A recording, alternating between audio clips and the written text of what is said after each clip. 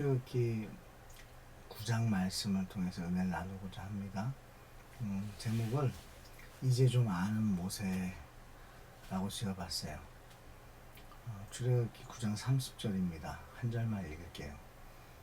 그러나 왕과 왕의 신하들 여호와 하나님을 아직도 두려워하지 아니할 줄을 내가 아나이다. 할렐루야. 이제 모세가 알고 이제 가는 것 같습니다. 이제 좀 아는 모세가 되었습니다. 여러분, 저와 여러분도 좀 알고 가는 성도들의 삶이 됐으면 좋겠습니다. 신앙생활이 무엇인지, 또 성도가 되는 것은 무엇인지, 하나님의 백성이 되는 것은 무엇인지, 또 예수님을 우리 신랑으로 모시는 것이 어떤 의미가 있는지 우리가 정확하게 알고, 또 복음이 특별히 무엇인지, 그 메시지가 담고 있는 것이 무엇인지, 또 성경 66권이 무엇을 말하고 싶어 하는지를 저와 여러분들이 먼저 알고 그 말씀대로 이루어질 것을 또 믿고 살아갈 수 있는 우리 성도들 됐으면 좋겠어요. 지금까지 7번의 재앙이 있었습니다. 나일강이 피가 되고요, 또 개구리 재앙, 또 티끌 재앙, 또 파리 재앙, 또 동물들에게 가축 돌림병이 또 생기고요, 그 다음에 악성 종기, 그리고 우박입니다. 여러분, 7번의 이 재앙을 통해서 이 모세는 이제 더 알게 된 거예요. 아하, 사람은 참 완악하구나.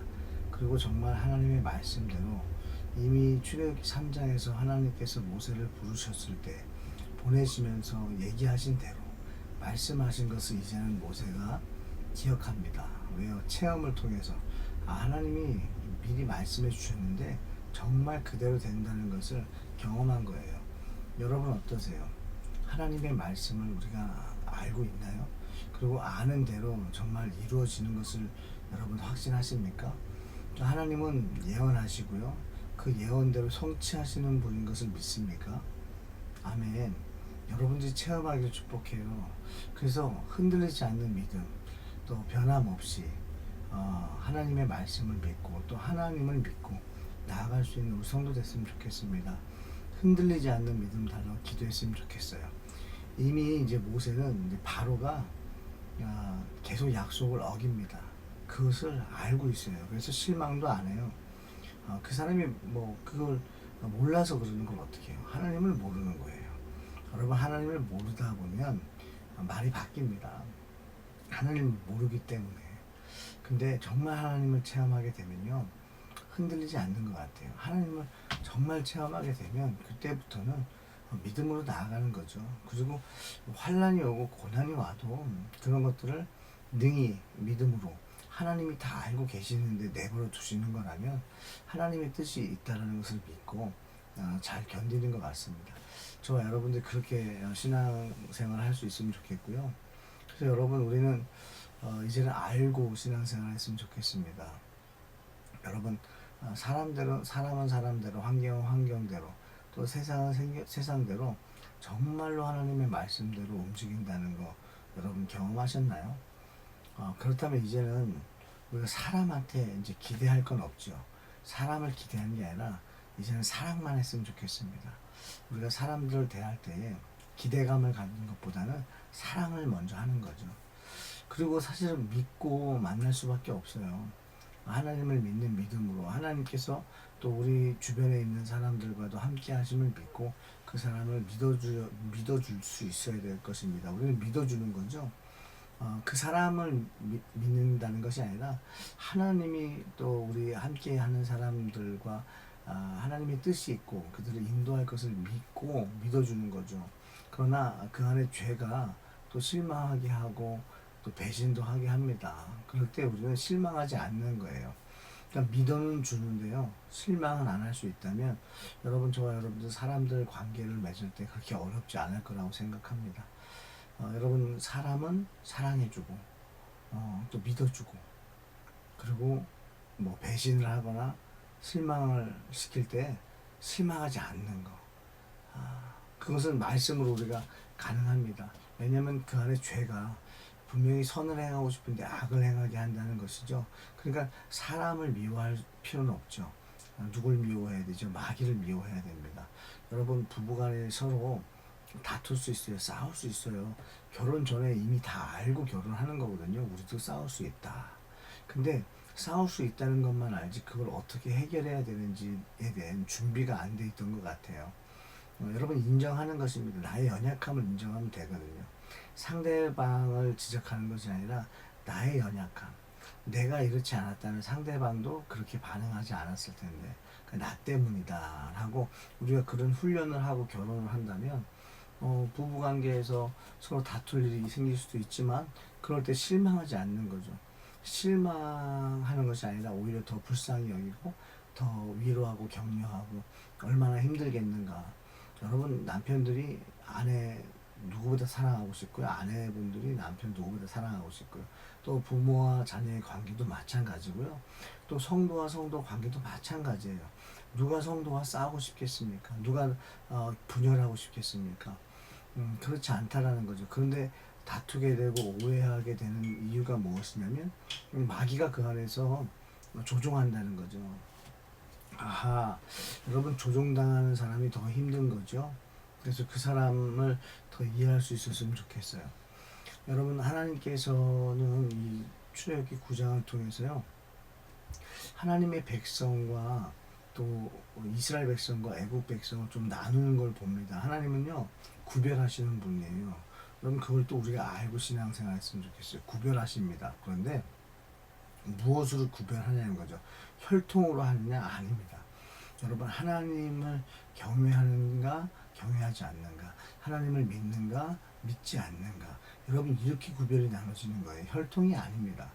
여기서도 오늘 애국 백성 중에서도 하나님이 이스라엘 백성과 애국 백성을 나누는 것 같은데 그 애국 백성 안에서도 나누어져요. 한번 보겠습니다. 출애굽기 9장 20절에서 21절인데요. 바로의 신하 중에 여호와의 말씀을 두려워하는 자들은 그 종들과 가축을 집으로 피하여 들였으나 여호와의 말씀을 마음에 두지 아니하는 사람은 그의 종들과 가축을 들에 그대로 두었더라. 여러분 지난주 요한복음 9장 말씀이 생각납니다. 여러분 본다고 하니 너의 죄가 그대로 있다라는 거예요. 그러니까 보지 못하는 것이 오히려 복이다. 그래 예수님께서 보지 못하는 자를 보게 하시기 위해서 이 땅에 오셨기 때문입니다. 근데 본다고 하니 예수님과 관계가 없는 거죠. 여러분 예수님의 말씀을 마음에 두는 사람과 마음에 두지 않는 사람은 그렇게 구별되는 거예요. 그렇게 해서 이 악한 마귀 흑암의 세력은 여호와의 말씀이 없는 사람들을 자기의 종으로 부리고요. 또 여호와의 말씀이 있는 사람들은 끊임없이 우는 사회처럼 삼킬 자를 찾고 있다는 것입니다. 여러분 우리가 알고 신앙생활 했으면 좋겠습니다. 하나님께서 저와 여러분만 사랑하는 것이 아니라 하나님이 사랑하는 사람은요 하나님 말씀대로 하나님의 말씀을 귀하게 여기고 이 땅에 오신 예수 그리스도를 우리의 구주로 영접하고 그분을 우리의 메시아로 또 나의 죄를 대신하여 짊어지시고 십자가에 달려 죽으심을 믿고 의지하고 감사하며 또 예수님을 신부로서 저희들이 또 준비하고 신부가 되길 원하고 여러분 이렇게 영적인 생각으로 나아가는 사람이 있고 예수님 없이 하나님 없이도 난 살 수 있어 라고 불신하며 살아가는 사람이 있다는 거죠. 여러분 하나님은 구분하세요. 그러니까 저와 여러분들이 어떤 환경이 온다 할지라도 이제 말씀대로 이루어질 것을 믿고 신앙생활을 했으면 좋겠습니다. 여러분 이런 경우들이 있죠.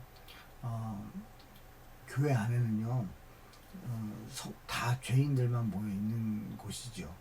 그런데 간혹 우리가 교회를 찾을 때 어떤 교회를 찾나요? 완벽한 교회를 찾아요. 내가 원하는 교회를 찾아요. 근데 내가 원하는 교회는 사실 없을 수도 있습니다. 왜냐면 내가 원하는 교회는 내가 만들지 않으면 만들어지지 않는 것이죠.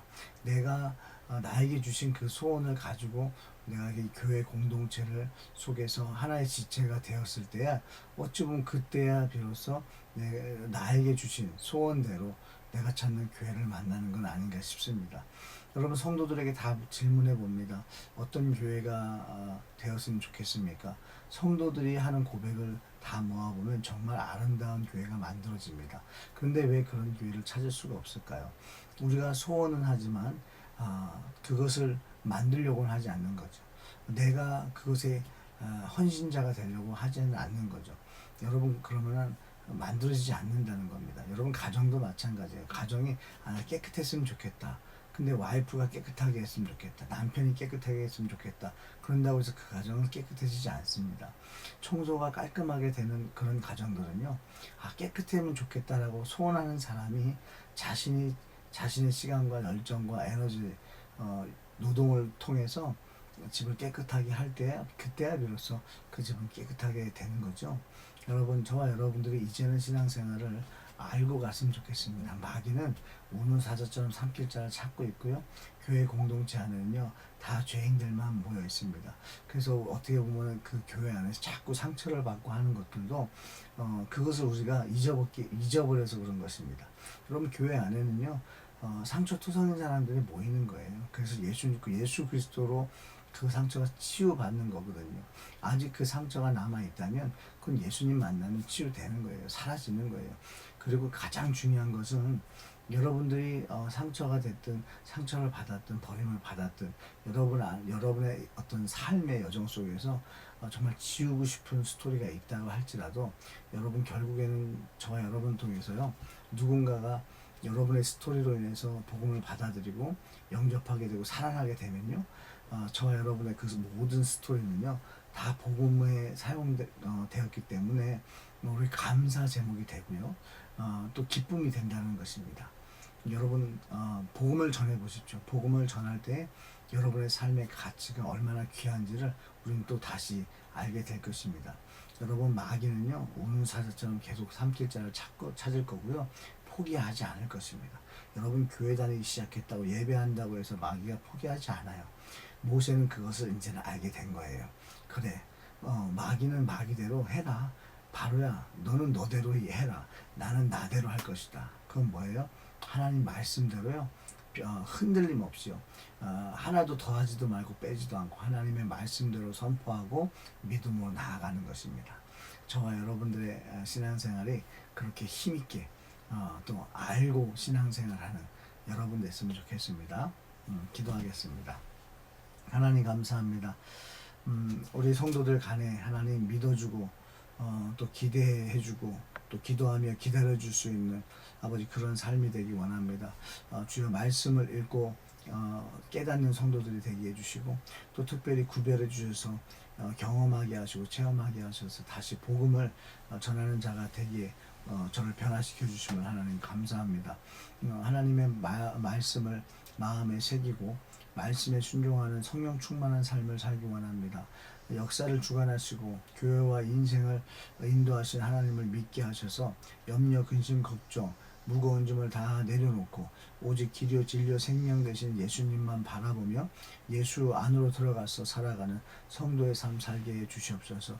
특별히 하늘 기쁨의 교회 성도들이 성령 충만하고 성령 충만한 삶을 삶으로 한 영혼이라도 예수님을 영접하고 구원받게 하는 삶이 되기를 원합니다.